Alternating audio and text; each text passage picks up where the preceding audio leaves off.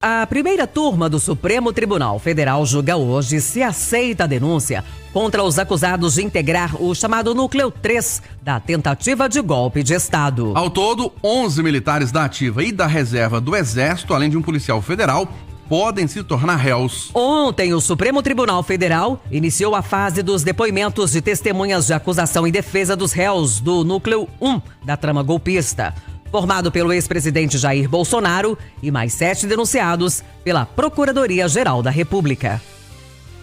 Os depoimentos das primeiras testemunhas duraram cerca de 3 horas e meia e foram acompanhados pelo ex-presidente Jair Bolsonaro, o principal réu do chamado Núcleo 1 da suposta tentativa de golpe de Estado. Um dos que depuseram ontem foi o servidor do Ministério da Justiça, Cleberson Vieira, que foi responsável pelos dados utilizados pela Polícia Rodoviária Federal para mapear a movimentação de eleitores no segundo turno da eleição presidencial de 2022. Ele disse que recebeu demandas diretas da então diretora de inteligência da pasta, Marília Ferreira de Alencar, para fazer uma análise das localidades com concentração de votos acima de 75% no então candidato Lula e, posteriormente, sobre a distribuição do efetivo da PRF para tomada de decisões. Cleberson afirmou ter observado um viés político nos pedidos e que havia um certo desespero na cúpula do Ministério da Justiça. Ele também disse ter ficado apavorado com o uso político de seu trabalho e guardou documentos como forma de proteção.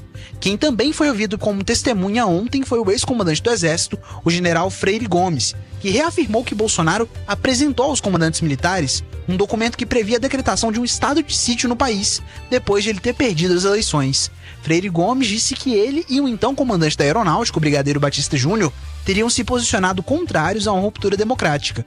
O general afirmou que alertou a Bolsonaro, em uma reunião no Palácio da Alvorada, que uma decisão neste sentido não seria apoiada pelo Exército. Segundo o militar, apenas o então comandante da Marinha, o almirante Almir Garnier, se colocou à disposição do presidente. Freire Gomes afirmou ainda que depois de negar a adesão do Exército ao plano, ele e sua família passaram a sofrer ataques virtuais. A sessão foi encerrada depois do depoimento do general e na quarta, o Supremo vai ouvir o ex-comandante da Força Aérea, o brigadeiro Batista Júnior. De Brasília, Gabriel Máximo.